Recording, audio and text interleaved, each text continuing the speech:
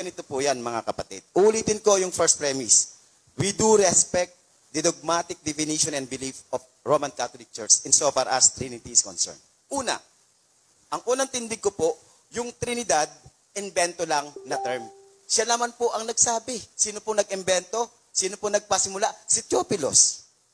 Sumunod, si Theophilus po, kahit yung kanyang sacred history ang patunayan, kahit sa aklat ni Francine and Dolan ng History of the Church, hindi niya ho kayang tindigan na apostol siya.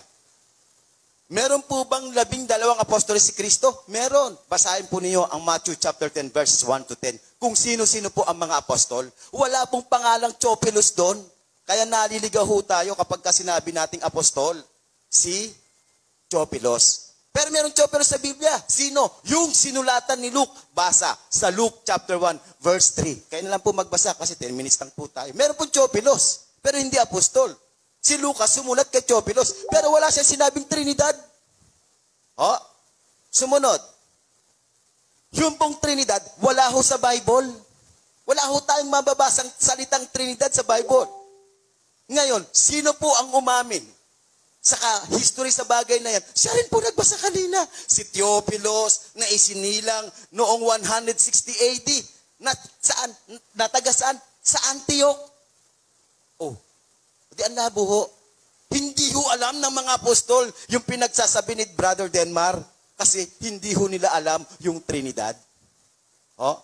Ano ang paniniwala ng mga apostol? Tingnan po ninyo. Oh? Sila po yung mga Hudyo. Hindi ho sila Katoliko. Kasi hindi naman po binyagang Katoliko yung mga iyon. Kahit nga si Kristo hindi Katoliko. Doon sa aklat ng Deuteronomio 6:4, anong sabi doon? Pakinggan ninyo, O Israel, iisa ang ating Diyos. Tatlo ho ba o isa? Ang paniniwalaan ko po, yung nakasulat, hindi po si Denmar. Bakit? Nakasulat eh. May mababasa eh. Yung po aking sitas na binanggit, basahin po ninyo. Kanina. No? Deuteronomio 6:4. Sinabi po yun eh. Sinong paniniwalaan ko? Yung pong nakasulat sa Biblia, hindi po invento. O ngayon po, sabi po niya, patutunayan, let us resolve that the one God of the Bible, take note the word, of the Bible, yung pong Diyos na nasa Biblia, ay 3 persona. Wala nga akong 3 persona sa Biblia eh. Wala akong 3 persona nakasulat. Pero, meron sa Biblia, isang Diyos nakasulat. Meron pong ganon. At, yun nga po yung sitas na akong nabanggit kanina. Ngayon, punta natin si Kristo. Sa Old Testament yung nabanggit ko kanina, di ba? Deuteronomio 6:4. Si Kristo paniniwalaan ko. Anong sabi niya? Sa 1, Kapitulo 17, talatang 1 hanggang 3, nung siya po'y nanalangin, bago po siya mapaslang. Anong sabi doon? Na ikaw ay makilala nila na isang Diyos na tunay. Ilan po yung pinakikilala yung Diyos? 3 o 1? Sino yon? Ama, sabi. Hindi naman po yung Trinity. Meron po akong kasama sa barangay. Trinity ang pangalan, si Ate Trining. Yung po sa barangay, wala sa Bible. Ngayon po, ano po ang ibig kong sabihin? Ito, kung sa Old Testament, sinabing isa ang Diyos na tunay. Siyempre, normalmente, natural, yun po yung Ama. Pagdating kay Kristo, consistent, anong sabi? Si Kristo mismo, siya mismo paniniwalaan po natin. Ang isang Diyos na tunay ay ang Ama. Sabi niya, hindi ako may sabi. Hindi ko po invento yon. Puntahan natin ang mga apostol. Sang-ayon sa 1 Timothy chapter 2 verse 5. Na merong tagapamagitan sa Diyos at sa mga tao. Sino yung taong yon? Si Kristo. Sinabi ba ni Pablo, Diyos siya? Ano siya? Tagapamagitan. Kanino? Sa Diyos. Sinong Diyos yun? Naturalmente, yung Ama. O di consistent po. Sabi sa Old Testament, yung God, yung Diyos doon, yung Ama. Normal po yun. Pagdating kay Kristo, sinabi niya, isa, yung Ama. Pagdating kay Pablo na apostol, hindi po si Theophilus, si Kristo, tao, tagapapangitan ng Diyos at ng tao. Okay. So consistent po na isa. Wala po tayong mababasang tinatawag na Trinidad. Teka muna, meron kapatid. Pero, aamin sa akin si Brad, walang mababasang Trinidad sa Biblia. Puntahan natin ang kanilang batayan. Mateo, Kapitulo 28, talatang 19. At humayo kayo sa buong sanglibutan, at gawin ninyong mga alagad ko at ng mga bansa, na sila ay inyong bautismuhan sa pangalan ng Ama at ng Anak at ng Espiritu Santo. Meron ba Trinidad doon? Wala. Oh? Wala ho tayong mababasang ganun. Kundi, sinabi niya, babautisman ng tao sa pangalan ng Ama, ng Anak at ng Espiritu Santo. Yun po ang sabi. Ano ho? Wala hong Trinidad doon, mga kaibigan at mga kapatid. Ito pa problema, kasi ang sabi niya kanina, when you say Trinity, they are co-equal. Pantay-pantay, tama mali. Narinig ho natin yun kanina, Mr. Moderator. Pantay ba sila? Tignan ho natin. Sa John chapter 14, verse 28. Nung aakit na si Kristo, anong sabi ni Kristo? Na mas dakila ang Ama kaysa sa akin. Ano ba yun? Pantay o unequal? Yan, is that unequal or equal, mga kapatid? Nasaan po ngayon yung sinasabi ni Brother Denmar na equal daw po ang Ama, ang Anak, at ang Espiritu Santo? Sino ang paniniwalaan ko? Hindi ho si Denmar. Nakapatid po natin sa kanyang paniniwala. Paniniwalaan ko yung sinabi ni Kristo. No ho? Yun nga yung Savior po nila Si Kristo Yung ba? Ngayon, ano ho ang sabi doon sa John chapter 14 verse 28? Doon sa nabanggit po natin, no ho? Na Sitas, aakyat daw siya sa Ama. Dahil yung Ama, mas dakila kaysa sa akin. That is not co-equal. Hindi ho pantay yun. Ngayon, pagdating naman po sa church, tignan po natin, sino ho ba yung Pangulo ng Iglesia? Si Kristo. At si Kristo po ay, ang Pangulo niya ay ang Ama. So ano po ibig sabihin doon? Wala pong equality, mga kapatid. Basahin din po natin yung 1 Corinthians chapter 15. Yung mahaba po ito Chapter 15, verses 40 hanggang sa pababa. Sa darating na panahon, sabi ni Pablo, yung gis na lang. Pag napasuko na ang lahat ni Kristo sa kanyang mga paang lahat ng mga bagay, siya, si Kristo mismo, susuko sa Ama. Nasaan ang equalidad dyan, kapatid? Kung walang equalidad po, ibig sabihin po niyan, problemang malaki po ni Bro Denmar kung paano niya patutunayan na equal po ang Ama, ang Anak, at ang Espiritu Santo. Isa pa, sa John chapter 14, verses 16 to 17 at 26, ang sabi po niya, isusugo ng Ama ang Espiritu Santo sa pangalan ni Kristo. Tanong, yun po bang nagsugo at sugo pareho? Yung po bang nagsugo at isinugo pareho? O magkaiba? Sino mas mataas po doon? Yung nagsugo o yung isinugo? Naturalmente, yung nagsugo po, yun ang superior. Yung isinugo, yun po ang inferior. Dahil sumunod. Tama ho ba? Tanong, may equality po ba doon, mga kapatid? O wala? Yun po ang malaking problema sa sinasabing co-equal. Yung Ama, yung Anak, at yung Espiritu Santo. Ito pa ang malaking problema ni Bro Denmar. Ano ho yun? Ito po yun. Ganito. God, Father is God. Ilan po yun, sir? God, Father is God. Ilan po yun? Isa. God, Son is God. Ilan na po yun? Holy Spirit is God. Ilan na po yun? Isa ba yun o tatlo? Yun po malaking problema. Bangko. Isang bangko, kalawang bangko, ikatlong bangko. Masasabi niyo ho ba yan na isang bangko o tatlong bangko? O di tatlo. Kung tatlo pala, yung Diyos nito, di maraming Diyos po itong mga Katolik nating mga kapatid. Dahil yung Ama, Diyos. Yung Anak, Diyos. Yung Espiritu Santo, Diyos. Aba, hindi kaya magboxing yung tatlong ito. Ako ang referee. Yun po malaking problema, mga kapatid. So, ano pong ibig nating sabihin? Aba, ganito po yan. Sa Council of Nicaea, noong taong 325, kung saan po ang nagkunpin po ay si Emperor Constantine, i-define yung divinity ni Christ noong panahon yon, sapagkat tumututol si Arius na isang pari from Alexandria sa pagka-Diyos ni Kristo.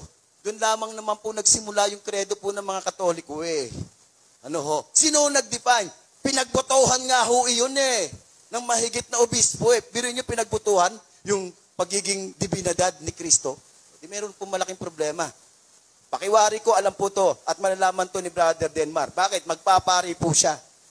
At dati naman po siyang SDA So, isang turo po nila yon. Alam niyo po yon, yung kasaysayan na yon. Pero doon po ba nabalangkas yung punto di vista na yon? Yung tinatawag na Trinidad na iyan? Historically speaking, development na lamang po yun ng turo po nila. Pero honest to goodness, hindi ho kayang patunayan ni Brother Denmar. Una, wala pong Trinidad sa Biblia. Pag sinabi niya yung Ama ay Diyos, Anak ay Diyos, ang Espiritu Santo ay Diyos, tatlong Diyos po yun, hindi yun iisa. Baka gagamitin niya po ng tinatawag na multiplication principle sa mathematics. 1 times 1 ay tapit na. Okay po, thank you sir.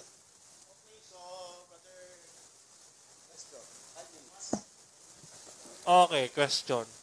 Ayon sa pagkakaalam mo sa doktrinang Katoliko dahil dati kang sakristan. Yes sir. Sakristan? Ay, seminarista. Hindi ako sakrista. Dating seminarista. Okay. Yes sir. Ilan ang Diyos na kinikilala ng Santa Iglesia Katolika? Hindi na po ako Iglesia Katolika, wag mo akong tanungin. Okay. Ulitin Mahirap ko. pong tanong yan. Bakit ko sasagutin yan? Hindi na nga po ako miyembro eh. Tama, mali. Tanungin mo, yung kapwa mo Katoliko, wag ako. Ulitin ko yung tanong. Kasi pinag-uusapan natin yung doktrina namin, sabi mo. Doktrina nyo, hindi namin doktrina. Hindi ko problema yun, bro. Okay, dahil ayaw mo sagutin. Hindi ko sa ayos sagutin. Mali yung tinatanong mong tao. Okay, puntahan natin yung John 17:3. Nung Okay. si Kristo sabihin niya na ang Ama ay tunay na Diyos, siya ba ay tao o Diyos sa kalagayan? Sinong tinatanong mo? Yung Ama o yung Diyos? Tinatanong kita. Kaya nga, linilinaw ko lang. Okay, ulitin ko. Ulitin mo. Ayusin mo tanong mo. Nung si Kristo, Si Kristo. Okay, si Kristo pala. Sige, banat. nung si Kristo sabihin niya na ang Ama ay tunay na Diyos, siya ba ay nasa kalagayang tao o kalagayang Diyos? Si Kristo, tao. Noong mga panahong yon. Okay, tao. Doon sa sitas na yun. Hirap na. Okay. Okay. Nasagot ko na. Okay, banat. Next question, please. Sa John 14:28. John 14:28. Ngayon din tanong, Oh. si Kristo ba ay nasa kalagayang tao o nasa kalagayang Diyos nung panahong yon? Noong mga panahon, tao nga. Tao pa rin. Tao. Okay. Mm. Ngayon, Ay, sorry po. Sorry. ngayon, Yes, sir. ang sabi mo, walang sinabi si Apostol San Pablo na Diyos si Kristo. Tama ba? Sige, tuloy mo. Opo. Sige. Kung may mabasa ako na sinabi ni Pablo na Diyos si Kristo, tatanggapin mo ba? Tatanggapin ko. Yung sinabi ni Pablo, hindi yung sinabi mo. Sinabi ni Pablo. Hindi, nililinaw ko. Yung sinabi ni Pablo. Oo. Sige, banat. Sinabi ni Pablo, ha? Babasa tayo, moderator, ha? Sige. Moderator, babasa tayo. Dito po sa Tito 2:13, paki-open po ng Bible nyo. Tito 2:13, ano po ang sinasabi diyan? Ganito basahin natin. Sige. No? Ang sabi diyan, looking for the blessed hope and glorious appearance of the mighty God and of our Savior Jesus Christ. Yun. Okay. So, tinatanggap mo ba na Diyos si Kristo dito sa talata? Ayun. Maganda yung... Ang tanong niya, tinatanggap ko daw ba na si Kristo ay Diyos sang-ayon kay Pablo? Ito, sagot ko. Yung sinabi ni Pablo, dyan sa nakasulat na yan, tatanggapin ko. Yun. Hindi ko tatanggapin kung ano yung nasa isip mo. Okay. Ayun ang sinabi niya. Okay na ako doon. Okay ka na. Salamat. Okay na ako doon. Okay, salamat. Ngayon, ito susunod kong tanong. Sa Mateo 28:19, Opo. ilan ang binabanggit doon? Teka muna. Ay di basahin mo kung ilan yung binabanggit doon. Hindi, ikaw tinatanong ko eh. Sagot ka. Sasagutin ko. Okay. Ilan ang binabanggit? Ilan? Ano yung ilan binabanggit? Yung Ama, Anak, Espiritu Santo? Oo. Okay, sige. Meron nga binanggit si Kristo, Ama, Anak, Espiritu Santo. Nasagot na kita. Ilan Okay. yun? 3. Ngayon, ang sabi doon, pangalan. Pagka sinabing name, Pangalan. yun ba ay plural o yun ay singular? Ang nakasulat doon, singular. Singular. Good. Okay. Singular, ha? Okay na tayo doon. Okay na tayo. Okay, salamat. Okay. Sa Council of Nicaea na sinasabi mo. Hindi, nasabi ko na kanina yon. Oo. Okay. Uulitin mo lang. Okay, sa Council of Nicaea na sinasabi mo kanina ay dineklara ang divinity of Christ. Tama ba? Yun ang nakasulat sa history. Bakit dineklara Na? na si Kristo ay Diyos doon sa kaunsilyong yon? Nasagot ko na yun kanina. Uulitin ko lang. Para sa Sige. iyo. Para sa iyo. Apo, ito po ang sagot. Sige. Dahil nga po, kung narinig mo kanina, tinututulan po ni Arius na isang pari from Alexandria na hindi ho totoo na si Kristo po ay Diyos. Yun po ang sagot. Okay. So, ngayon, kung tinututulan ni Arius ang doktrinang pagka-Diyos ni Kristo, bago ba lumitaw si Arius, may paniniwala ng ganon ang mga Kristiyano? Anong ganon? May Anong ganon? paniniwala Linawin mo. May paniniwala na ba mga Kristiyano na Diyos si Kristo bago dumating si Arius? Magandang tanong. May paniniwala na ba sila na si Kristo ay Diyos bago dumating si Arius? Oo. Yun ang sagot mo. Ganito yan. Meron at merong hindi naniniwala. Okay. Kung Yun yun. merong hindi naniniwala, sino ang mga yon? Very good. Halimbawa po, ang Gnosticismo. Halimbawa po si Marcion. Halimbawa po si Valentinos, si Basilides. Okay. Mga Gnostics. Ang mga yun ba ay nasa loob ng iglesia? Hindi. Hindi. Okay. Okay na ako doon. Salamat. Okay. Ngayon, balikan natin yung Deuteronomy 6:4. Ano po? Deuteronomy 6:4. Deuteronomy 6:4. Sige Okay. po. Sige po. Pwede mo bang i-translate sa amin yung Hebrew translation ng verse na iyon? Bro, teka muna sandali. Ba't tayo napunta sa Hebrew? Hindi, ako nagtatanong. Hindi ko alam kung paano i-translate. Okay. Kung kala mo, do it. Okay. Okay. Sige. Moderator, babasahin ko yung Hebrew ng Deuteronomy 6:4 bago ako magtanong. Okay, ganito po ating mababasa. 6:4 ng Deuteronomy. Ang sabi dito ay ganito. Shama Israel, Yahweh Elohim, Yahweh Echad. Pag sinabi nating Elohim, ang Elohim ba ay absolute one o composite one? Ako ang tinatanong niyo po sa bagay na yan. Oo. Elohim is plural?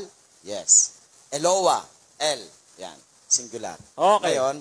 Ngayon, ang Echad din ba ay singular na one or absolute one o ito ay unified one? ganito po yan. Yung tanong mo na yan, sa bagay na yan, hindi po unified one yan. Isa nga yun sa akin.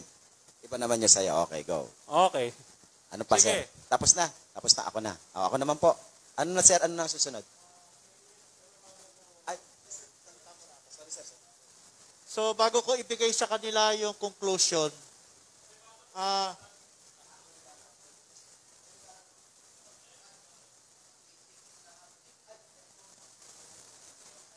diba, ano tawag dito?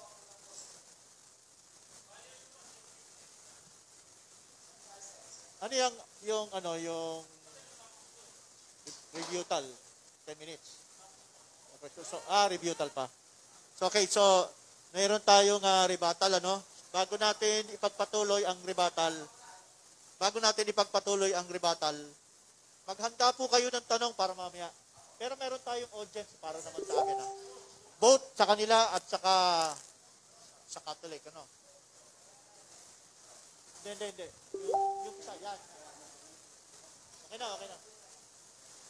Okay, so, maghanda kayo ng tanong, ha? Alin sa kanino sa kanila. So ngayon, ang mauuna ngayon sa rebuttal, diba, ikaw rin siya na, ano? Hindi, sa presentation ka kanina sa una, affirmative. Doon sa 10 minutes presentation mo. And then, next 10 minutes, last 10 minutes, sa kanya naman. Hindi, ikaw ang nagpaliwanag nung kanina eh. Sabi mo kanina, ang tatayo sa huli, siya naman, na negative. Tumayo ka sa una, affirmative. Sige, paliwanag mo. Nag-affirmative ako kanina. Ni-cross-exam niya ako. Tumayo siya, nagpaliwanag siya dyan. Ni-cross ko siya, tapos ito. Rebuttal naman, ako naman, yung affirmative. Sabi mo kanina, sa rebuttal. Hindi, sa conclusion, mauuna ang negative. Yes. Oxford.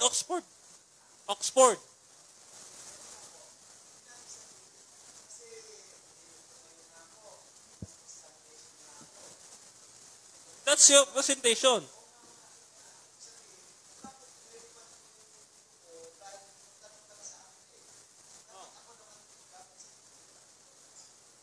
So, gusto mo ikaw mauna dito sa rebuttal?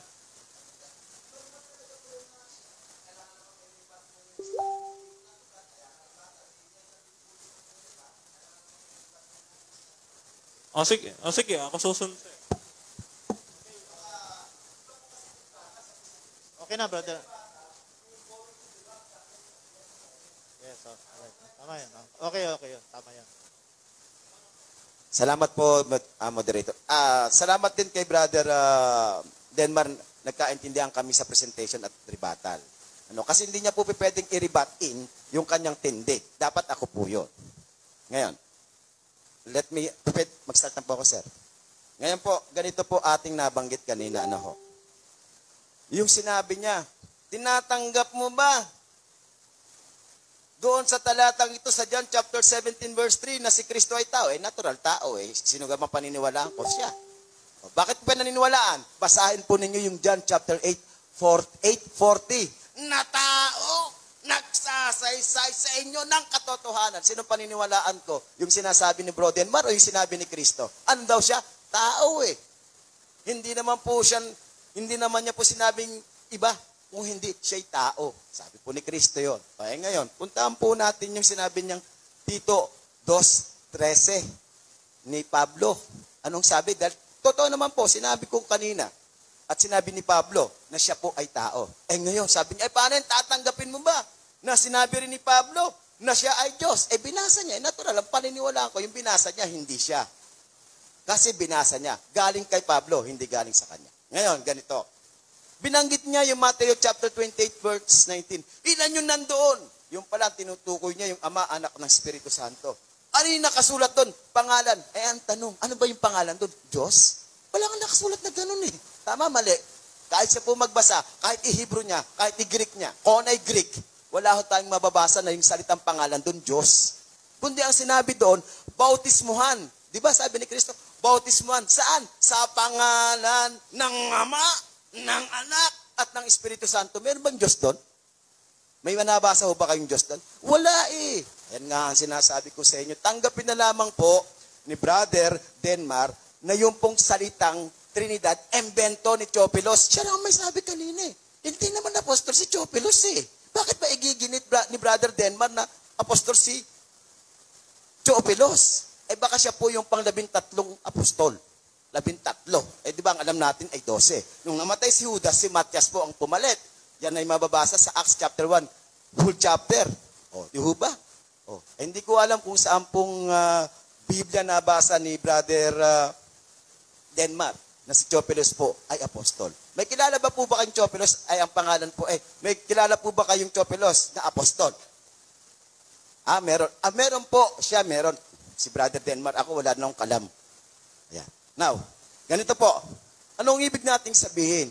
Hindi pa rin ho napapatunayan ni Brother Denmar yung kanyang itinitindig na that the one God of the Bible is 3 persons. Wala, hindi niya ho napatunayan. Sa Bible ang pinag-uusapan, hindi po sa sinabi ni Theophilus. Inamin niya na ho yun ano pa ho bang patutunayan ko doon sa tindig niya?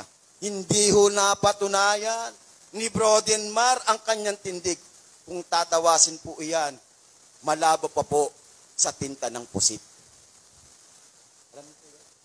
Okay. So anong ibig nating sabihin? Bagamat nire-respeto po natin ang kanyang tindig, pero hindi po nangangahulugan na dahil meron siyang simbahang tinitindigan, yun ang paniniwala ng iba. That is not true. Though we do respect their stand. Pero in so far as debate is concerned, in that particular issue, my friend Denmar Santiago failed to stand explicitly with fact on the basis ng Bible na hindi ho napatunayan ni Bro Denmar yung kanyang tindig na one God of the Bible is 3 persons. Bigo po si Bro Denmar na itindig ang kanyang paninindigan. Bakit? Sapagkat yung Trinidad, hindi ho nakabase sa Biblia. Sa halip, yung Trinidad na yon nakabase sa turo o imbento ni Theophilus na hindi po apostol. Yun lamang po. Maraming salamat. Ilan pa po? Meron pa pala ako 6 minutes. Uy, 6 minutes. Ganito ho yun. Hindi na po. Ay, salamat. Sabi gano'n. Okay. Doon po sa Deuteronomio sa 6:4. Hindi naman niya po matututulan yun eh. Kahit tanungin niyo po yung mga Judaista ngayon, yung mga Hudyo, pag tinanong po ninyo sila, ilan ang Diyos na ninyo? Isa lang. Kaya nga, monotheist po sila eh. When you say monotheist, naniniwala sa Diyos, na ano yon? Isang Diyos. Mas paniniwalaan ko po yung nakasulat sa Deuteronomio sa 6:4 at yung tindig ng mga Hudyo dun sa question na kung anong paniniwala nila. Dahil ang totoo niyan, yung Old Testament, hindi naman po talaga aklat yan ng Kristiyano eh. Ang may aklat po niyan, Testament po yan ng mga Hudyo, ng pananampalatayang Hudyo. At nung pong naging prevailing church na ang Kristyanidad, ang ginawa po nila, kinuha po nila yung Old Testament. Why? Bilang pagpapatotoo kay Kristo, dahil may mga nakasulat na hula kay Kristo. Di ho ba ganyan? Good example, sa Isaiah 7:14, sa Isaiah 9:6. Tapos yun ay binanggit naman ni Matthew sa chapter 1, verse 21 to 23. Why? Kasi nga po, ayon ay ginawa ng mga Kristiyano upang ipatunay, itindig na si Kristo po. Si Kristo ho. No, isang Hudyo, si Jesus. Isang Hudyo, may prophecy sa kanya sa Old Testament. Kaya kinuha po nila yan. Kaya doon sa 2 Timothy chapter 3, verse 16, nung sinabi po ni Paul doon, na all books are inspired. Yung scripture na tinutukoy. Hindi po tinutukoy ang New Testament noon. Ang tinutukoy po noon, yung pong Old Testament. Hindi ho yung New Testament. Sapagkat ng mga panahong yon, kasalukuyan pa lamang po na napuproduce ang iba't iba pong mga aklat na mabubuo sa New Testament. Dahil noong taon lamang 393 AD onward at yung 325 AD, malaking factor po yun sa compilation ng Bible ng mga Kristiyano. Yung New Testament at tinanggap po yung Old Testament. So ano ibig sabihin? Para hindi tayo malayo, simple lang po mga kaibigan at mga kapatid. In so far as the Bible is concerned, napatunayan po natin, wala pong Trinidad sa Bible. Yun po ang isang malinaw na totoo dyan. Pag iginiit po ni bro, na yung Ama ay Diyos, yung Anak ay Diyos, yung Espiritu Santo ay Diyos, hindi niya po maitatanggi na yung tatlong yun, Diyos. Yung Ama, Diyos, isa. Yung Anak, Diyos, dalawa. Yung pong Espiritu Santo, Diyos, tatlo. Sasabihin mo ba yung tatlo ay isa? Aba, hindi ho ganon. Kung may mabasa man siya, ang Ama ay Diyos, ang Anak ay Diyos, ang Espiritu Santo ay Diyos, dapat aminin niya sa akin kung ilan yun. Tatlo ba yun o isa? Yun po ang malaking problema po ni Brother Denmark. Ngayon, kung sa isang banda, kaya niyang patunayan, so be it, natutuwa tayo na meron palang 3 and 1, and 1 and 3. Yun po yun. Ano ho? So, ilan pa ho, sir, yung aking plan? 2 minutes na lang. Last 2 minutes. Ayan. So ano pong ibig nating sabihin? Ang ibig nating sabihin, mga kaibigan at mga kapatid, hindi ko alam kung ano pang gagamitin pong referensya ni Brother Denmark para itindig ang kanyang paninindigan. Kahit po yung Catechism of the Catholic Church, wala po eh. Hindi rin po tumindig doon sa bagay na iyon eh. O may nabanggit nga, 1, Father, 2, Son, 3, Holy Spirit. 1 in essence daw. 1 in essence. Basahin nyo sa Biblia kung merong ganon. Meron noon doon sa Catholic Church. Catechism. Ang tanong, yun po bang Catholic Church Catechism? Biblia ba o hindi? Akala ko ba ang batayan ng Roman Catholic Church ay Bible at Sacred Tradition? Yun po malaking problema. Never po na yung Catechism of the Catholic Church ay Bible and vice versa. Logically speaking. Kaya po, mga kaibigan at mga kapatid, Kung ano man po ang kanyang paniniwala, paniniwala niya yon. Kung ano man po ang inyong paniniwala, mga kaibigan at mga kapatid, paniniwala niyo po yun. Kung ano po ang stand po namin, stand po namin. Respeto po namin sa inyo, respeto po namin kay Brother Denmark, pero uulitin ko at ginigit ko, mga kaibigan at mga kapatid, hindi ho napatunayan ni Brother Denmark ang kanyang tindig na the one God of the Bible is three persons. Yun lang naman po yung punto de vista ng aming pong friendly debate. Magkaibigan po kami ni Bro Denmark dahil sa punto na unang-una, siya po ay kasama po natin dito. At nagkakaroon po tayo ng exchange of ideas. So, muli po, maraming salamat. Mabuhay po tayong lahat. Maraming salamat din po, Bro Denmark, Mr. Moderator, at sa ating lahat. May open forum pa po tayo. Yun lamang po. Salamat po. Okay. Ako naman na magre-rebat. Okay? So, umpisahan natin dito sa kanyang presentation. Galit. Akala ko, iglesia ni Manalo kalaban ko eh. Tao! Sabi ni Soriano, tao! Pinagdidiinan, ako'y tao! Pinagdidiinan ganun. Ay, teka. 1:40 binasa. Hindi ibinaba. Ay, Diyos ko naman. Basahin nga po natin. Juan 8:56. John 8:58. Basa po tayo. Basa! Yan. John 8:58. Sabi dito ay ganito.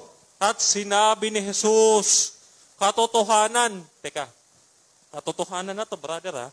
Katotohanan sinasabi ko sa inyo, bago ipanganak si Abraham, ay ako nga, sino si ako nga? Exodo 3:14, siya si Yahweh. Si Yahweh ay Diyos. Kaya nga sabi niya, Deuteronomy 6, our one Lord, one God is Yahweh. Shema Israel, Elohim, Echad. Okay? Ngayon, John 17:3, favorite ng INC. Okay. Kala ko INC talaga kalabang ko eh. Yung Ama! Tunay na Diyos ang Ama! Walang bago. Kala ko may bago siyang dadalhin. Okay. John 17:3, nasa likas na pagkatao si Kristo. Sabi niya. Okay? So, magkapantay ang Ama at Anak sa kanyang pagka-Diyos. Pero sa pagkatao, obvious namang hindi. Pero nang sabihin ng Ama, Hebreo 1:8 pakibasaan. Sabi diyan, ngunit sinasabi ng Ama tungkol sa kanyang anak, ang iyong luklukan, o Diyos. Diyos pala yung anak. Kinikilala din ng Ama ang Diyos.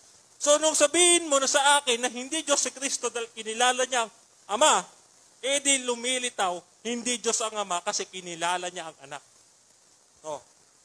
Punta tayo sa unang Timoteo 2:5. Hindi ako tutol na tao si Kristo. Si Kristo, batay sa aral ng Katoliko, ay two natures, no? No? Two natures ang dala ni Kristo. True God and true man. Kaya nga meron kaming paniniwalang Theotokos, ipinanganak din ang Diyos. Kasi nga hindi sila mapaghihiwalay. Ang sabi, Emmanuel, God is with us, ipinanganak din ang Diyos. Namatay siyang Diyos, ipinanganak siyang Diyos, Diyos pa rin. Kaya yung sabihin niya na, isa lang ang Diyos. Teka, tinanong kita, Tito 2:13, Diyos ba si Kristo? Diyos. Ilan na Diyos niya? 2 na. Ngayon, eto, mga kapatid, pansinin po natin yung sinabi niya. Banat siya ng banat kay Teopilos. May nabasa po ba at sinabi ko na inimbento ni Teopilos? Sabi ko, it is coined by Teopilos. Iba yung coined at iba yung invented. Ako naman, mga kapatid. Kaya nga tinatanong ko kanina, no, tinatanong ko siya dito sa kanyang sinabi, no, sabi niya dito, sa John 14:28, tao rin si Kristo. Tao. So, ibig sabihin mga kapatid, hindi porke isinugo kita, hindi na ako Diyos. Sige, halimbawa, inutusan ka ng nanay mo, bumili ka nga sa tindahan ng ganito, Toy, nawala ba yung pagkatao mo?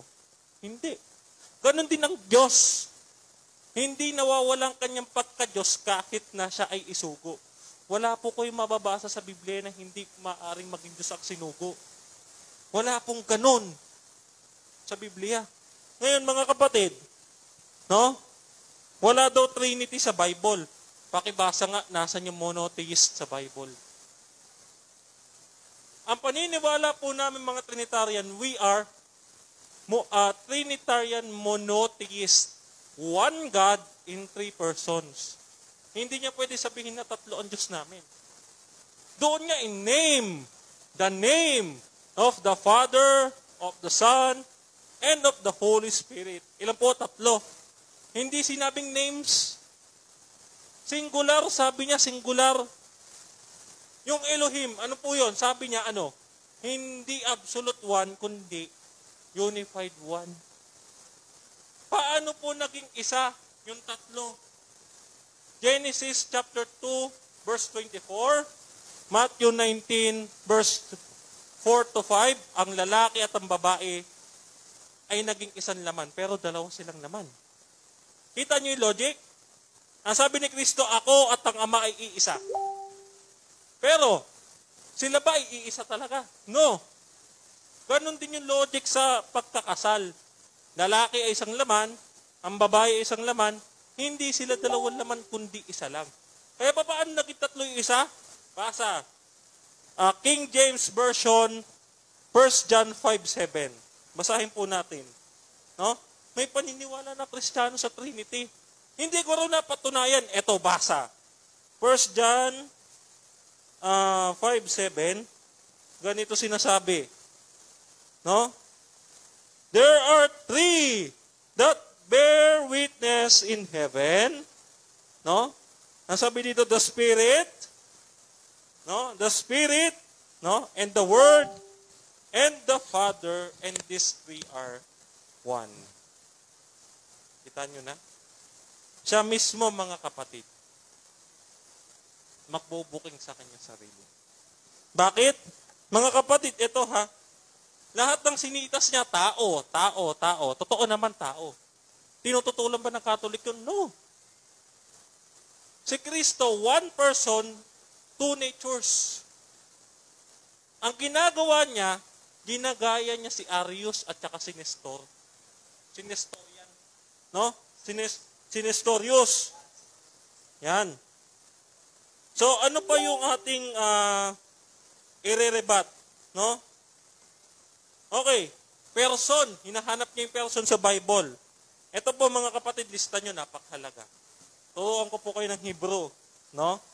Ang person sa Bible, ito para sa kaalaman mo, brother, ilista mo na. No? Ang persona sa Bible, no, mga kapatid, sabi dito sa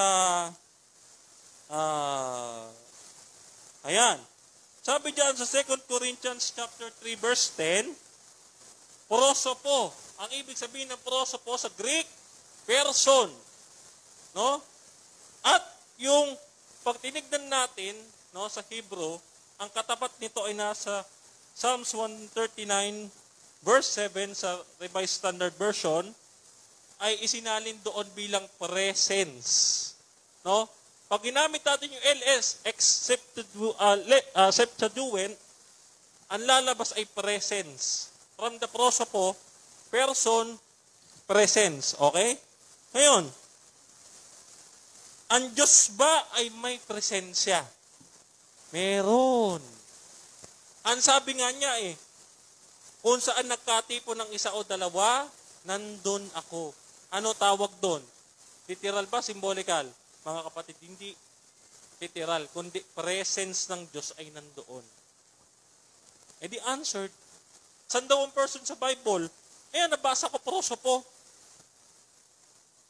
Hinahanap niyo yung Trinity, nabasa ko Revelation chapter 7 Revelation chapter 7 verse 10. Iniliko niya doon kay Theophilus, sinabi ko daw apostol.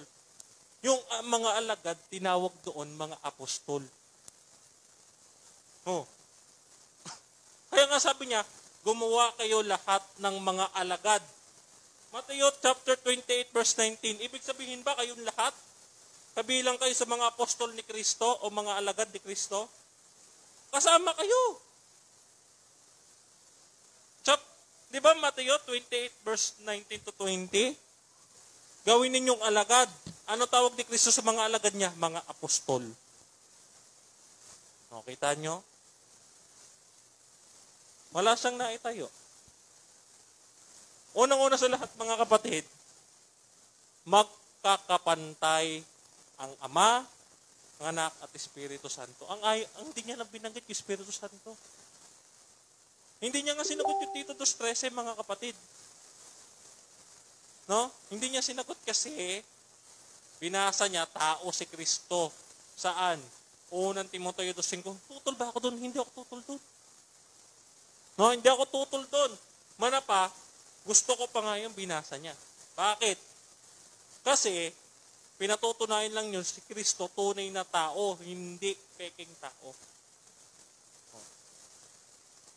Ngayon, kung Diyos at tao si Kristo, ano na lang pagtatalunan natin? Naniniwala siyang ang Ama ay Diyos, ang Anak ay Diyos, ang Espiritu ba ay Diyos? Basa. Okay. Sabi diyan sa Genesis. Genesis po tayo mga kapatid ha. No? Sa Genesis chapter 1 verse 26, ang sabi diyan, likhain natin. Ito matagal ko na tong inilahad sa end time. Likhain natin. Pag sinabing natin, ilan yon mga kapatid? Isa o dalawa? May kausap eh. Mga kapatid, may kausap. Okay? May kausap. So, sa Job 33:4, ano sabi doon? Nilalang ako ng Espiritu. Oh, lumalalang pala ang Espiritu. So, iyon ay co-creator ng Ama at ng Anak. Ang Anak ay creator. Ang Ama ay creator. Ang Espiritu Santo ay creator. Ibig sabihin, ang Espiritu ay Diyos din.